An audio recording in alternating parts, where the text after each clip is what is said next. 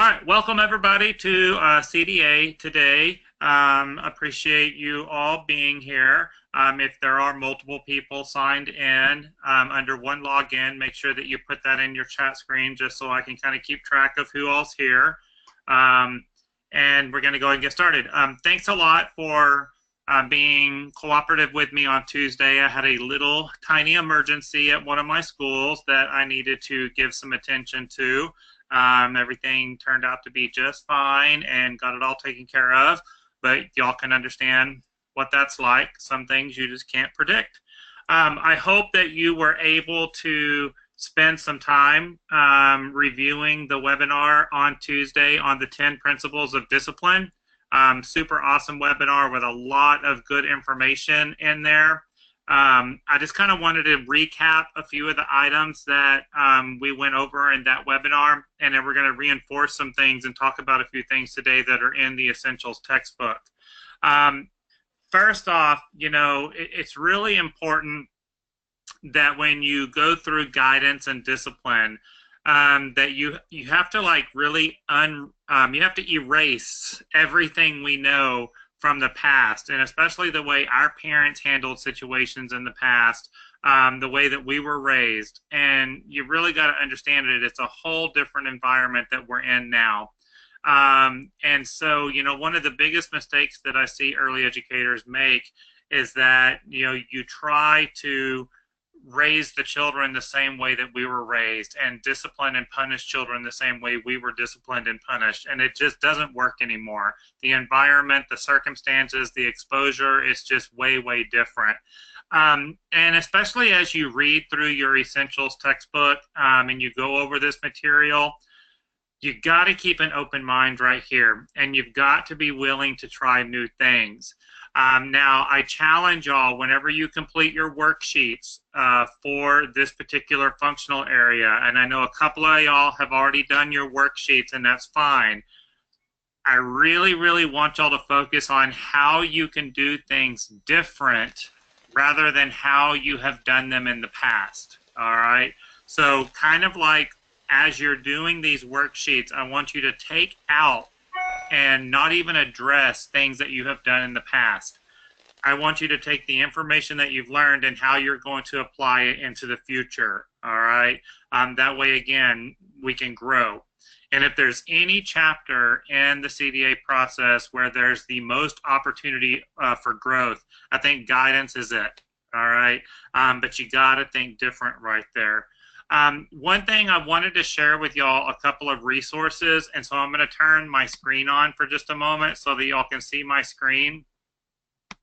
I wanted to share with y'all this web page right here, and I don't know how many of y'all have been to consciousdiscipline.com, but the website is just consciousdiscipline.com. This website is absolutely amazing. It's got so much resource for you, no matter what position you're in. And you can kind of see right here, whether you're an administrator, a teacher, a mental health specialist, a parent, you can click on each of these. And so I just kind of wanted to show you, if y'all have not been to this website, when you click on, like I just did, administration, and go up here to resources, and when y'all got some spare time, just kind of go through here and click on some of these resources that are available through Conscious Discipline. One of my favorite things is the videos, and when you go into the videos, and especially featured videos, she's got some amazing videos right here, like especially this one, how to manage your emotions. It's kind of funny, but she gets her point across. It's really great. And again, I don't want to do it during the webinar, but this video right here, Are Children Safe in Preschool? Definitely, I want y'all to watch that one, okay? It's going to really open your eyes and kind of slap you in the face a little bit. But there's so much on this website that you can go to. And even parents, you know, you can refer parents to this particular website, and there's a lot of good resources for parents on here too. They do have this new parent education curriculum that's coming out, so I've already pre-ordered this for myself, but I'm excited to see what that's going to be all about. I've attended the 7-day Conscious Discipline Summer Institute before, and it's really awesome. I'm actually going again this summer. Oh, this How to Make a Bully from Scratch. This is another really incredible video for you to watch.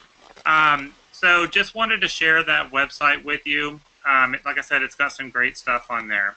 And then also, I don't know if y'all noticed, but there's another webinar, Typical Behaviors in Early Childhood Education, that's available on my website that y'all can click on if you want, in addition to what we've already done this week. So wanted to share those with you. Let me go back to just me. And going back to conscious discipline, this is the Conscious Discipline textbook. They actually teach this in colleges and universities. It's a whole class. And this is the actual textbook for Conscious Discipline. I want to say it's like $39, something like that. I encourage, if you've got the extra money, or directors that are on here, get a copy of this book for your school. Melanie, again, has got some amazing resources for you.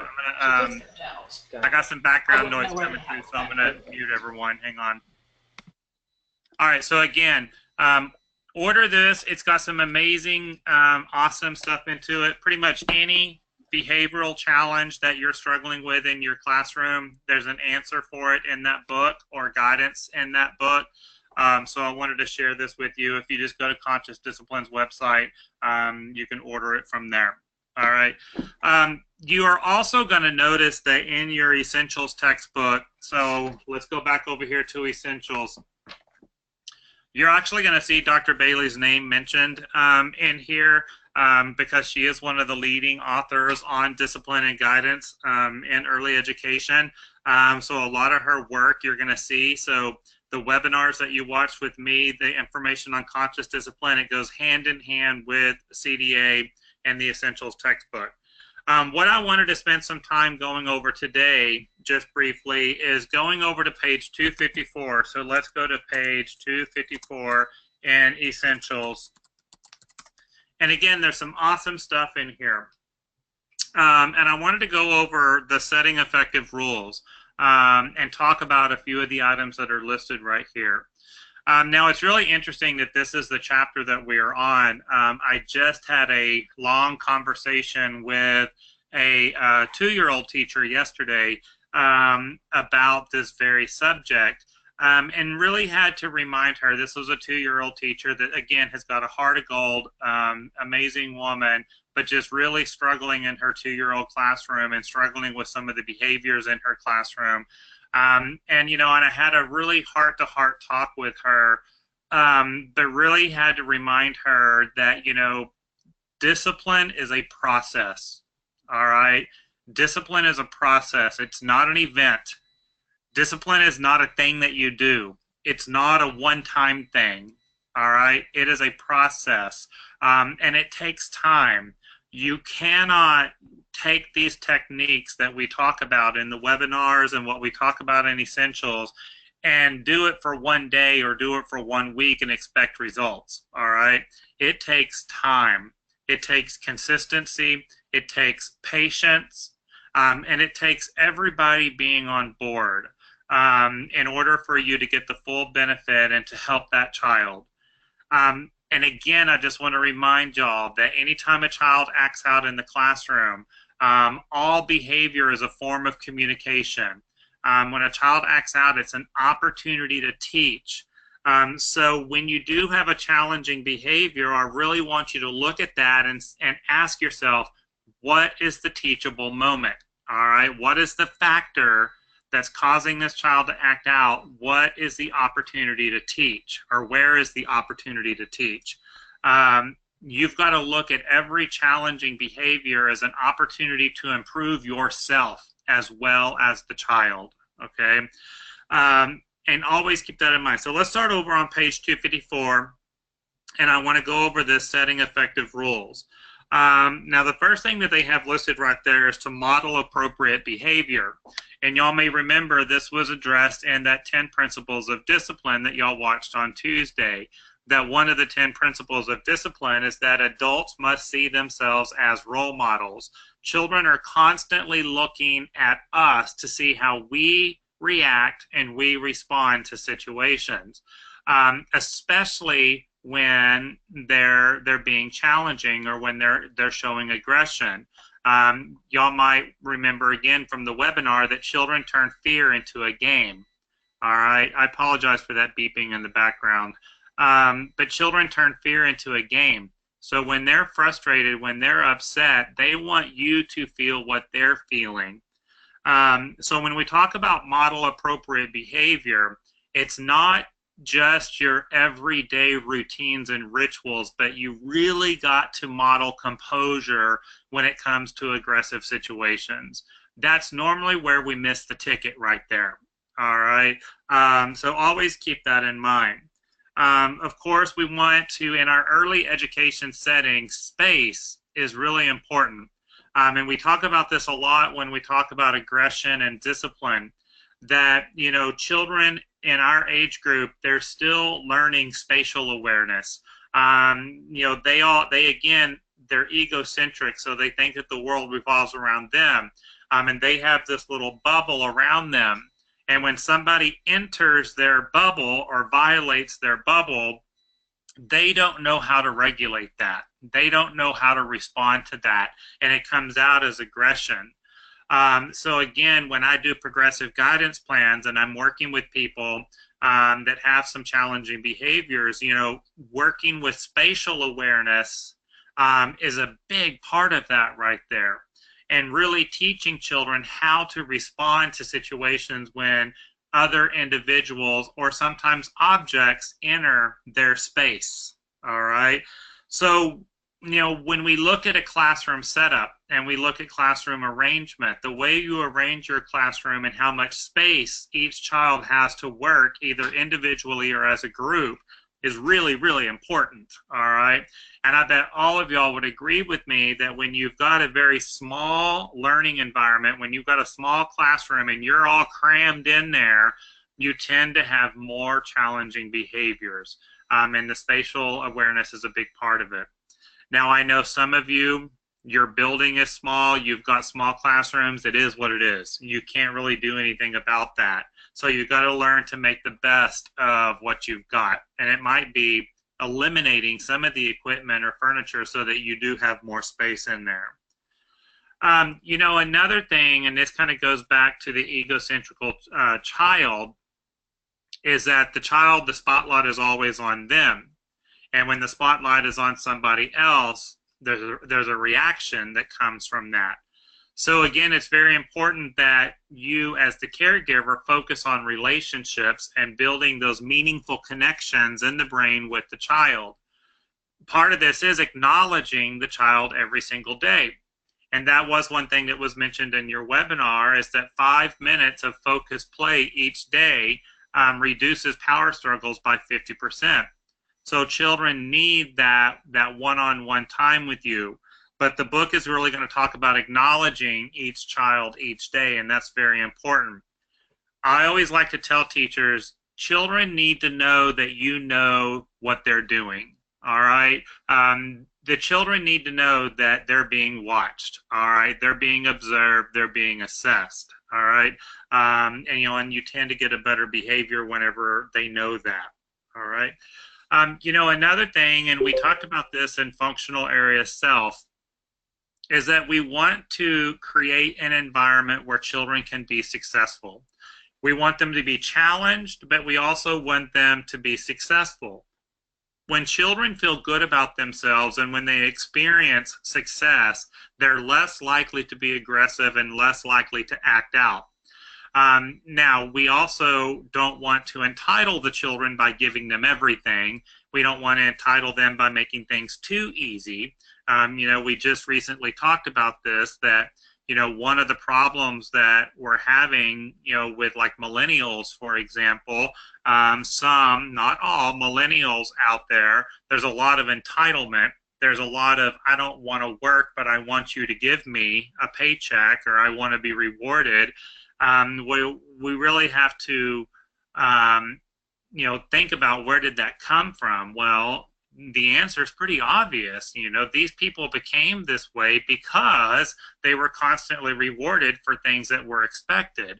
Everyone gets a trophy when you play soccer. Whether you do good or not, you get a trophy. If you're a winner or not, you get a trophy. If you clean your room, you get a prize. If you go to school, you get a prize. If you're good at school today, you get ice cream. It's that instant gratification, instant gratification. So when we complain about the millennials and the entitlement, well, we kind of created this mess, all right? So when we go back to the guidance part of it, you got to look at the opportunities for success. We want the children to experience that success, but we also have to teach them how to fail, all right? And how to regulate themselves, and that all failure is an opportunity to learn and to do better. Okay, so it's a big, big balance right there. So many early educators, and especially younger early educators that I work with, don't realize sometimes that these are skills that have to be taught. Children regulating themselves, children sharing, children cooperating. These are all skills that have to be taught. And some early educators get very frustrated when these things don't happen, but has the skill been taught? All right. And we know that, again, traditional consequences do not work unless the child has the skill to be successful. All right. Another thing, and you'll notice in your reading, and this is a big, big thing with conscious discipline, is that when we're working with guidance, you've got to have routines and rituals in place. All right. Routines and rituals, routines and rituals. Children need to know what's going to happen. They don't like surprises. Their brain goes crazy when it comes to surprises. All right. So the more rituals and routines you can put in place, the better your classroom will be. I always, one thing I love to tell directors is that you can always measure how good of a director you are when the director is not there. Because when the director is not present, the school should run just as well or better than when the director is there. Well, the same is true for the classroom, all right? Your classroom, because of your routines and your rituals, your classroom should run just as good whenever you're not there, okay? Because the children know exactly what to do. It's consistent, all right?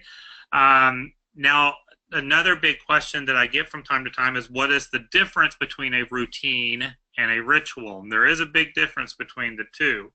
Routines are repetition, they're skill set, all right? You're trying to master something, and that's something that you want to look at as a routine. Rituals are tied to love and emotions, all right? Rituals are going to tap into their emotions and their feelings rather than the task and the cognitive learning that routines establish. All right, so there's the two difference right there. All right. We want the children to be independent, and so that constant praise and encouragement is also important. The more independent the child can be, the more likely or less likely you will have aggression. Aggression normally stems from a child's sense of confusion. They don't know how to handle a situation. They get lost, all right? That lostness creates that aggression. So praise and encourage that sense of independence right there. All right, we talked about understand that children may not be ready to share. This is a skill that has to be taught. For those of you in an infant, toddler, 2-year-old classroom, having 2 of the most popular toys so that the children aren't forced to share in some situations, that's going to help, and then you're going to slowly wean that out.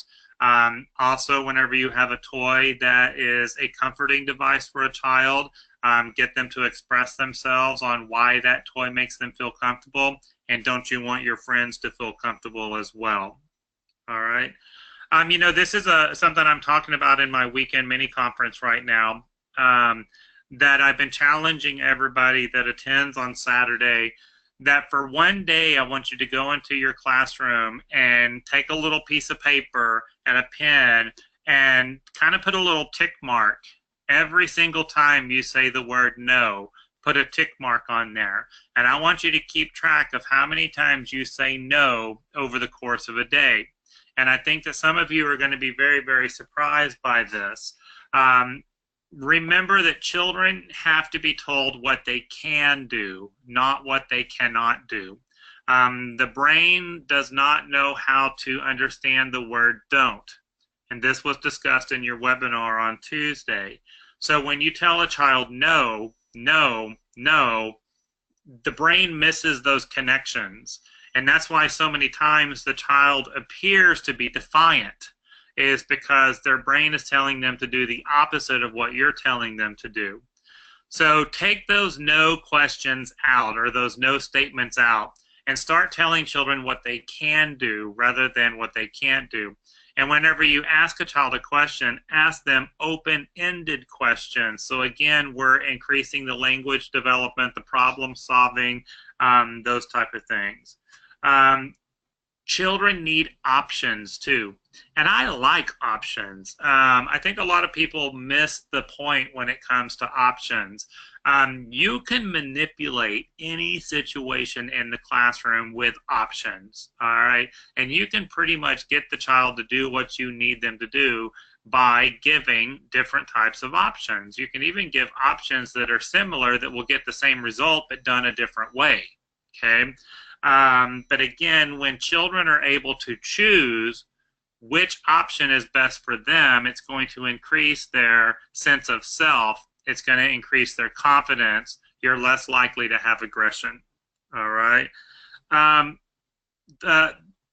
2 chapters from now, I think it is, we're going to start getting into program management. Yes, so next week is families, and then we go into program management after that. When we get to program management, we're going to spend some time. We're actually going to have a whole webinar on assessments and observations.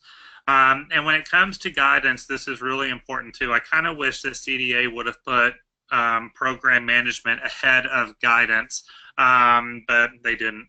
But you know, it's important for you to observe and assess behavioral patterns.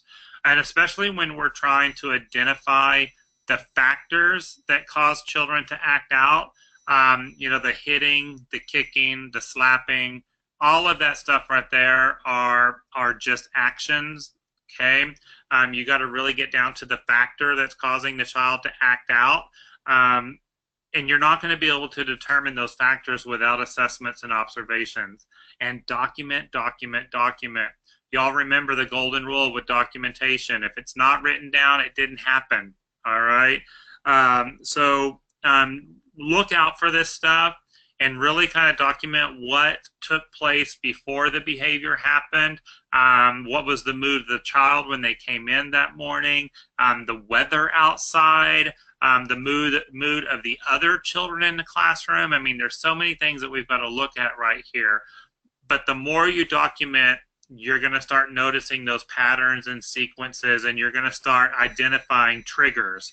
And that's the main thing right there, is we want to look for those triggers that emotionally hijack the child. All right. Your worksheet kind of talks about setting rules and setting limits. Start with a few rules right there. I think we mentioned this in a previous webinar. 1 rule per age group is all the child can handle. So if you're working in a 3-year-old classroom, you should have 3 rules that are out there. And the rule needs to be written in what can the child do rather than what they can't do. And so we walk inside, we run outside. All right, instead of saying no running inside. Okay, tell them what they can do right there. What I always like to do with rules, and this is addressed on page 256 in the Essentials textbook, sit down with the children during circle time and let them come up with your rules, you know, and, you know, sit down and talk to them again about, my job is to keep you safe. Your job is to help me keep you safe. And since we want to establish a safe environment, what should we do in the classroom so that everybody is safe? and let the children come up with these rules. Well, we should walk in the classroom. You know, we shouldn't throw things in the classroom. You know, let them come up with it. It's just like, you know, with adults, all right? I use the same technique when managing employees. When they come up with the rules, they're more likely to follow them. And not only that, but let them come up with the consequences, all right? Now, of course, and you'll read about this in your Essentials textbook, the best consequence is natural consequences, all right? So you want them to feel that inside rather than it being kind of laid down on them, all right? Remember also, and this is addressed, was addressed in your webinar on Tuesday, that children must have the skills needed to behave, and that in order for a child to master a skill, it has to be practiced 2,000 times in context. So it's something you're going to have to do over and over and over again. So many times in our early education world, when we're trying to work with a challenging behavior, the skill is not there. And that's why you're beating your head up against the wall. You know, and especially those of you that are in a toddler 2-year-old classroom, you know exactly what I'm talking about. You're just beating your head up against the wall. Well, you got to take a step back and ask yourself, does the child have the skills needed to correct this behavior? And most of the time, you're going to determine that they don't. So rather than focusing on the behavior, we've got to back up and first teach the skills, all right? So that's where it talks about scaffolding the child's learning, and you want to make sure that you scaffold that right there. I've also found this to be true, that when you explain the reason why we do certain things, the reason why we have a certain rule, the reason why we have a routine, the reason why we have a ritual, the child, once they understand the purpose behind it, and again, they're egocentric, so how this rule pertains to them and how it's going to benefit them, then they're more likely to comply as well. And this is the same thing with adults. Whether it's a parent you're working with, an employee, whomever it may be, how will this benefit them? All right. Y'all remember the famous radio station that we love to use in trainings, WIIFM, for those of you that still listen to the radio and not something online, WIIFM, and that stands for What's in It for Me, okay? And so whether it's the child, whether it's the adult, what's in it for me is going to help them understand that behavior. I cannot stress this one enough right here. Your classroom interactions, your classroom management, your routines and rituals must be demonstrated in a positive way, okay? You've got to keep it upbeat. You've got to keep it positive. And you must be optimistic about the child, okay? Cannot stress that enough. Why is optimism so important? Optimism is so important because, number one, it starts in the heart. And you've got to have unconditional love before you can be optimistic. The other thing that you must have before you can be optimistic is positive intent, all right? And those three things go hand in hand: unconditional love, positive intent, and being optimistic. So when you're working in your classroom, you've got to stay positive, and that's going to be a big challenge to your integrity and your composure, all right? But these children need that positive environment. And I bet all of y'all would agree with me, as an adult, as a child, whichever, that when you are led in a positive way, you're more willing to comply, learn, grow, do what is expected of you. So, you know, directors that are in here, that are on this webinar, when you lead in a positive way, you get results. All right, same thing in the classroom. No one likes it when they're yelled at, demanded, enforced, you know, in these negative, aggressive ways of leadership. You know, our body naturally wants to be defiant in those situations. When we're led aggressively, our brain says rebel. All right. So that being positive is so incredibly important right there. All right. If you have children in your classroom that English is a second language and there's another language being spoken at home or in the community with that child, it's always good to address your rules, your limits, your routines, and your rituals in that child's home language as well as English, okay? Because remember, the goal here is consistency, and we want everything that we do in the classroom to be followed through with at home as well. So being able to educate that parent and to get them to understand the importance of this, it may need to be done in their second language. And of course, when you do that, you're also going to gain trust and respect from that family. All right. Now, for our nonverbal children, those of you that are in infant, toddler, 2-year-old classrooms or at-risk 4-year-old classrooms, when we work with nonverbal children, real life pictures of what you're trying to express to the child, whether it's emotions that you're trying to address, aggression that you're trying to address, rules and limits. This is where file folder games with real life pictures, emotion charts with real life pictures of the children in your classroom. Don't pull things off of the internet. Get your camera out and take real life pictures. That way, whenever, take a picture of a child walking in the classroom. That way, when that kid starts running, that toddler 2-year-old starts running in the classroom, you can pull out that picture and say, nope, no, we walk. We walk in the classroom, and have them point to the picture of the child walking, okay? Hands to yourself. Have a picture of a child with their hands down to the side, or the child coloring with a crayon. Now, we keep our hands to ourselves. We use our hands to eat, to play, to color, not to hit. But they need to see those real life pictures right there. All right. Another thing that I know, this is easier said than done, but you've got to apply rules consistently. All right. I know this sounds silly, but one of my best examples is, we all have the rule that says something like, we walk inside, we run outside, or basically no running in the classroom, right? But then when it's rainy and cold outside, we're going to move the furniture in the classroom and we're going to play duck, duck, goose. Well, what do you do when you play duck, duck, goose? You run. Okay, well, I thought you just said no running in the classroom. Well, it's raining and cold today, so we're going to run in the classroom. You can't do that, all right? You got to keep it consistent at all time. That logical reasoning that we're supposed to have in our brain as adults, children don't have that logical reasoning. A lot of adults that we work with nowadays don't have that logical reasoning, okay? Those type of things.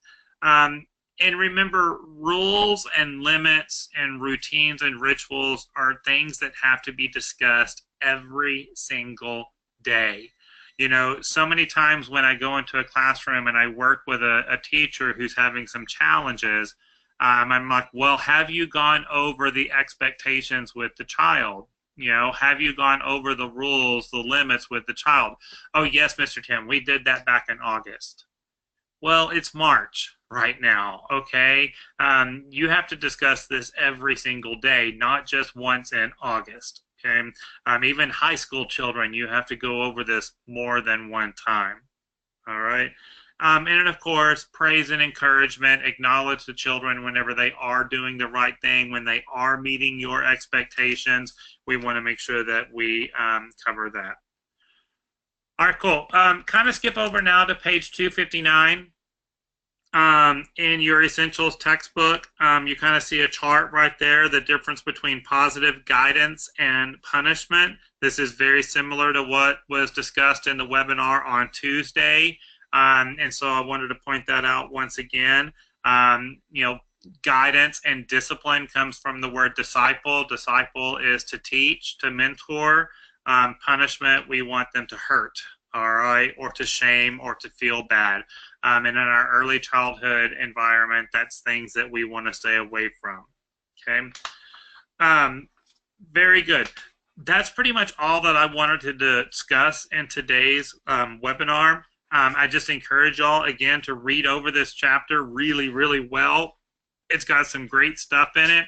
Make sure that you go back to your competency booklet, that yellow or green booklet. Again, there's some great techniques to share with you in that booklet as well to help you. And remember, I'm going to see who's paying attention right now. I want y'all to finish this sentence in your chat section, okay? Discipline is not an event. Discipline is a what? Someone type in the answer right there.